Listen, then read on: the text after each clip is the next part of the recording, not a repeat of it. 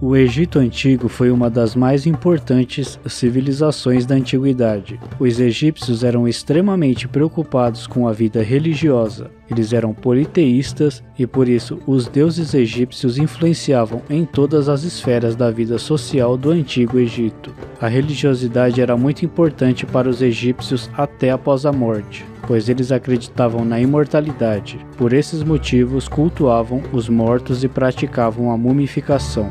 Acreditavam que o ser humano era constituído por Ka, corpo, e Ra, alma.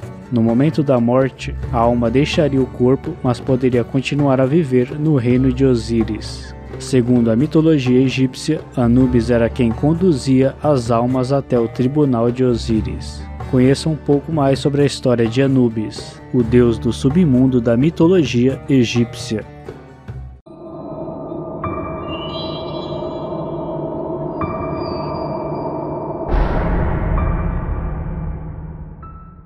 Certamente a mitologia egípcia é uma das mais antigas e mais famosas de todo o mundo. A cultura egípcia sempre foi marcada pelo culto a diversos deuses, com muitas histórias e mitos dessas divindades. Sua principal característica era o zooformismo, ou seja, formas de animais, ou o antropoformismo, que era a mistura da forma humana com a forma animal. Isso nos leva a conhecer Anubis, o deus dos mortos. Representado com a cabeça de chacal e corpo de homem, o culto a Anubis teria começado entre os anos de 3100 a.C.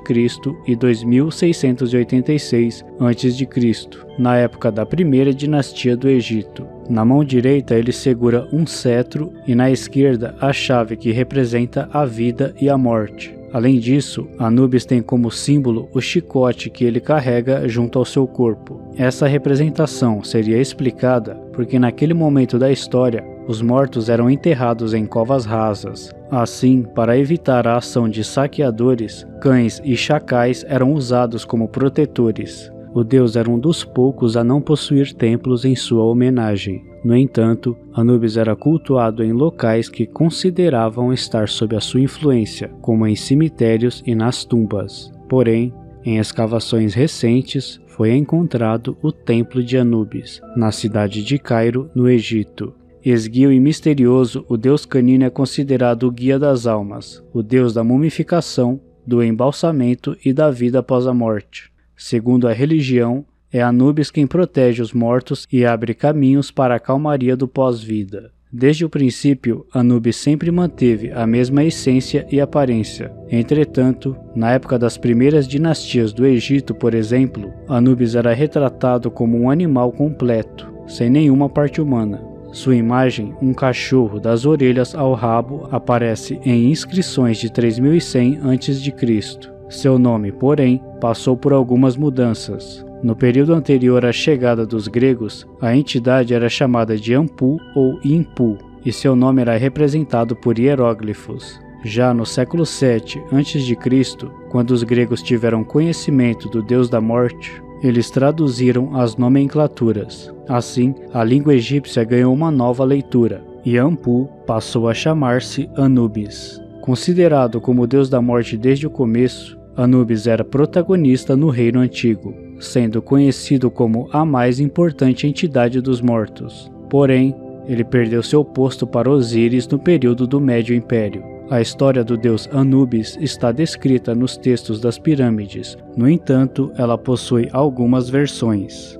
A primeira delas conta que Nut e Geb, deuses do céu e da terra, respectivamente tiveram 4 filhos: Osíris, o deus da fertilidade, Ísis e Néftis, deusas da magia, e Sete, o deus do caos. Além disso, o principal deus do panteão egípcio era Ra. Ele passou o seu reino para o bisneto Osíris, que sempre foi rodeado pela inveja do irmão Sete. Outro motivo que despertou esse sentimento negativo foi a fertilidade de Osíris, que, enganado, acabou engravidando Néftis, a esposa de Sete, e é assim que nasce Anubis. A chegada de Anubis aumentou ainda mais o ódio que Sete tinha pelo irmão. Assim, ele organizou uma armadilha para matar Osíris, trancou em uma caixa e o jogou no Nilo. Ísis, esposa de Osíris, foi atrás do marido e encontrou o corpo no palácio do rei da cidade de Biblos, na Fenícia. Ela tentou ressuscitá-lo, mas não conseguiu. Logo após, escondeu o corpo em um pântano de papiro. Porém, para sua surpresa, Sete encontrou o corpo do irmão e dividiu-o em 14 pedaços e espalhou-os pelo Egito. Ísis encontrou as partes e tentou ressuscitá-lo. Assim, ela contou com a ajuda de Anubis, que transformou Osíris na primeira múmia, já que foi ele quem o embalsamou. No entanto, em outra versão, Osíris se relacionou com a irmã Néftis e tiveram o filho Anubis. Já o irmão Sete nutria muitos ciúmes pelo irmão devido ao fato dele governar boa parte do Egito.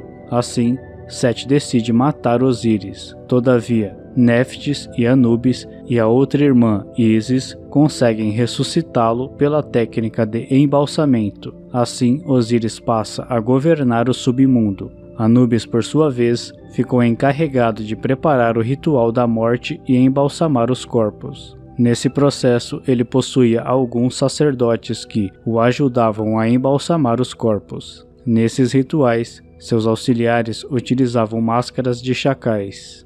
Segundo as crenças egípcias, Anubis era o responsável por guiar as pessoas do mundo dos vivos para a vida após a morte. Dessa forma, ele tinha um papel quase parecido com o barqueiro Caronte, que levava os espíritos até o mundo inferior, segundo a mitologia grega. Anubis, entretanto, também era o juiz das almas, conhecido como o guardião das escalas. Ele era quem pesava o coração de um indivíduo para julgar se ele era digno ou não do reino dos mortos. Para isso, de acordo com o Livro dos Mortos, Anubis colocava o coração de determinada pessoa de um lado da balança, enquanto uma pena fazia o contrapeso do outro lado. Dessa forma, o deus da morte poderia ditar o destino das almas. Caso o coração do morto fosse mais leve que a pena, a alma poderia ascender para a existência celestial. Caso o contrário, se a alma fosse mais pesada que o outro lado da balança,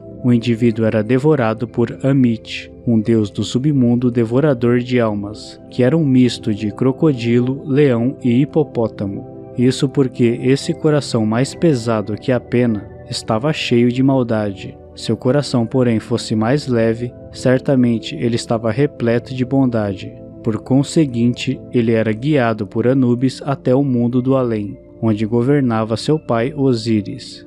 Segundo a crença, o tribunal de Osíris era formado por um corpo de 42 juízes, dos quais Maat, a deusa da justiça, também fazia parte. Segundo a crença egípcia, a esposa de Anubis era Amput, com a qual ele teve uma filha chamada Quebechet, que era associada ao líquido utilizado para embalsamar os corpos. Por fim, com a invasão dos gregos em 332 a.C.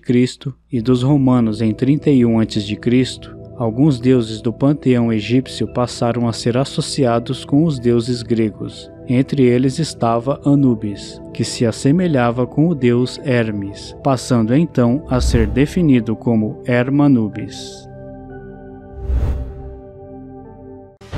Esse foi o vídeo de hoje. Espero que tenham gostado.